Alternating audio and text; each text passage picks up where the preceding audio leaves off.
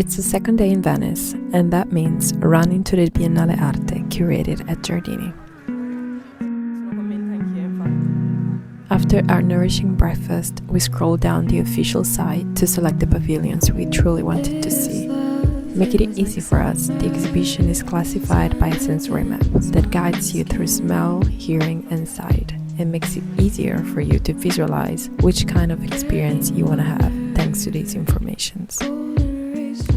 We made a full list using this method and quickly entered the pavilions, knowing if we would like it or not, saving us so much time, knowing we only had not even a full day to visit the exposition.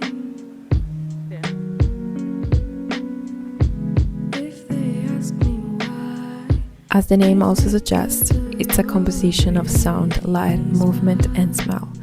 It recalls all the ways that are being used by Tokyo subway stations to prevent water leaks and contain the damages. And the exhibitions reflects the attempt of fixing the leaks by using whatever is available in the space. At the same time, the composition of fruit generates sounds and lights by inserting electrodes and converting their moisture into electric signals. Their internal state shifts. What would be interesting is to witness how it changes during the duration of the whole exposition.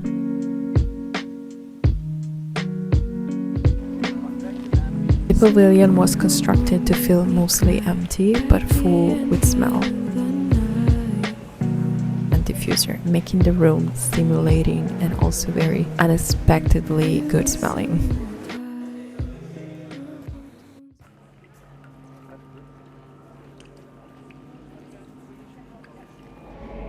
Developed by different kind of artists, the concept builds 3 different scenarios that reflect on the thin line between past, present, and future. Thanks to dance, theater, music, and sculpture, an architecture inside an architecture gives a different view over the whole space, changing the perspective over threshold and migration.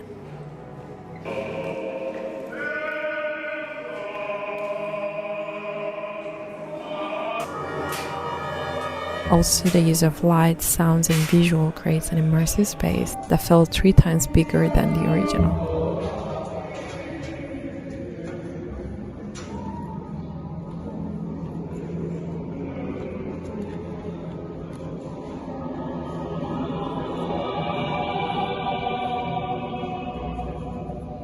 I think this was the most visual experience of the whole Biennale. Playing on sounds, colors, and darkness and light, it was really immersive.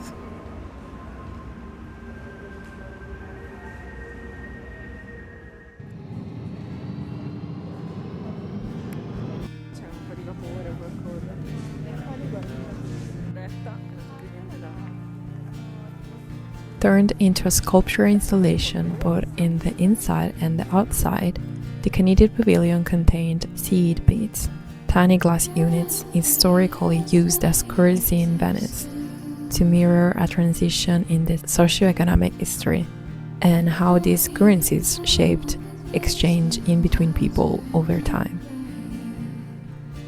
What I loved about this pavilion is that the art not only stops at the installations themselves but builds up over the walls and covers the whole surface of the entire pavilion. It kind of transforms it into art itself.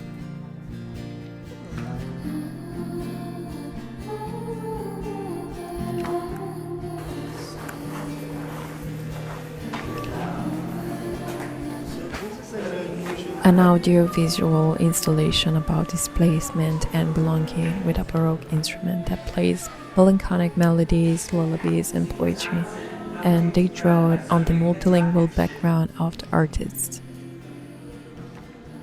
while telling a story of generational loss and diasporic experience, negotiating a desire to stay with the need to move on. I love the bamboo installation, and I think this pavilion is always able to act as a container of the art, which is wonderful.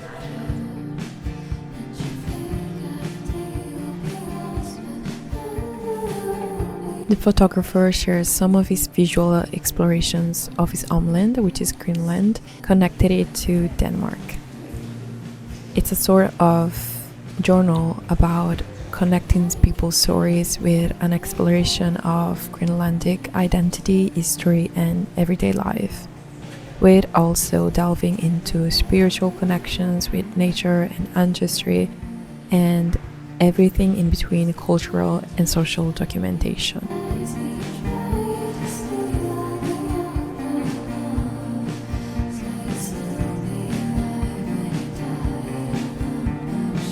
I found it very inspiring because I love photography and I love this kind of landscapes. So for me, it was very visual. I love the colors, the tones. It was really, really good. But maybe I'm biased because I love Denmark in general.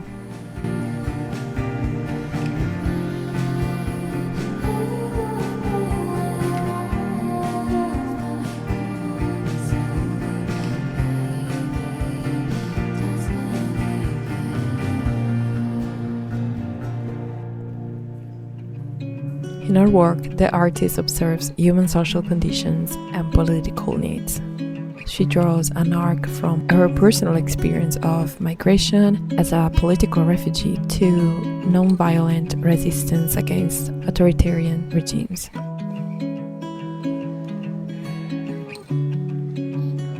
In times of political unrest, Soviet television replaced their regularly scheduled broadcasts with Tchaikovsky's Swan Lake in a loop for days. And in social cultural memory, this famous ballet became a code for a change in power. The curator, by collaborating with an Ukrainian artist, decided to turn the ballet from a tool of censorship and destruction from what was happening around the country into a form of political protest. This was by far my favorite pavilion of the whole Biennale, and besides how curated in details, the whole meaning of the pavilion was so moving that I had to research every information after I came back from this trip. Invece quello dell'Australia è quello che secondo me è un'architettura fighissima.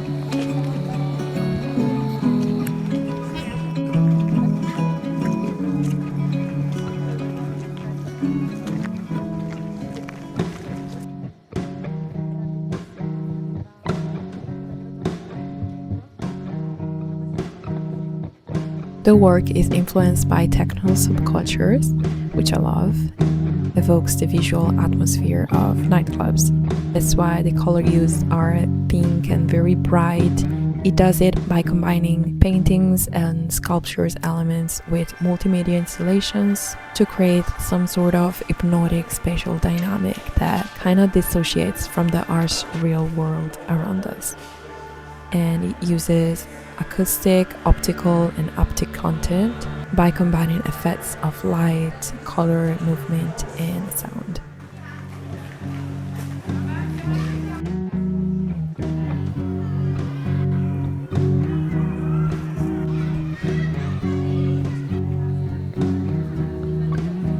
For me, it felt a little chaotic. It was a mix of paintings, drawings that featured queer, colored, and self-taught artists, but there wasn't a real map.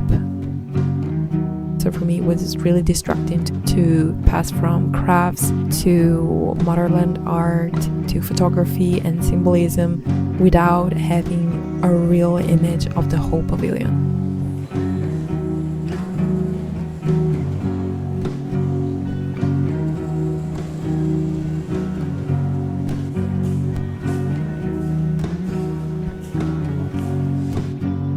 The Belgian pavilion was collective, a mix of curating architectural typography and cartography, which came together to interrogate about the perception of people around community organizations and the act itself of sharing.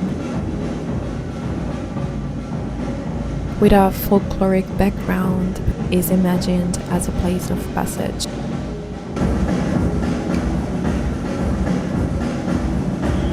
The thing I loved the most about this pavilion was the curated newspapers that they given out, which we enjoyed with a cup of coffee after eating our lunch.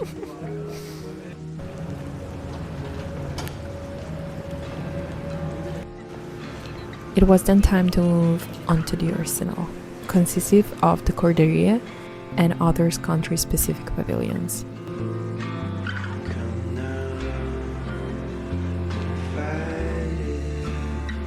The mill building was a collection of international exhibition, and it contained paintings, sculptures, sound machines, maps, visuals, and videos.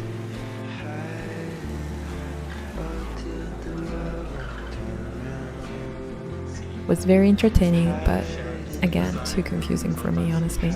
And we had to speed up our visit because the time was ticking, but I still enjoyed it.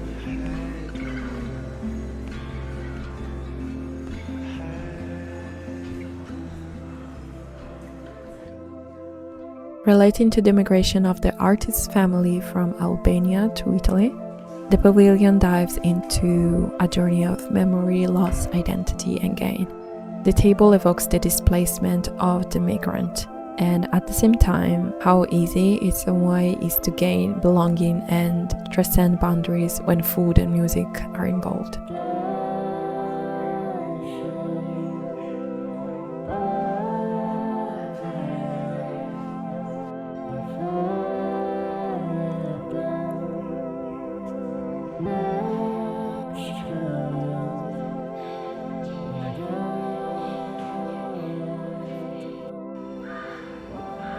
Evocative exploration of secondary forests, which is how forests that have regrown over land previously disturbed by human development are called.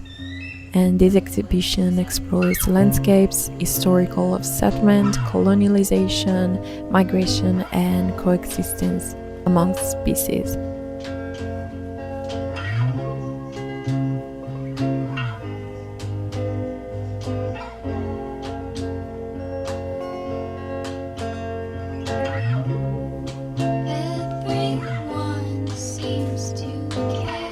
And in the video with other pavilions I enjoyed, I hope some of you had the chance to form some ideas about these installations themselves. And if you did, please let me know in the comments. I would love to know your opinions. Hearing what you have to say about it really warms me, so let me know.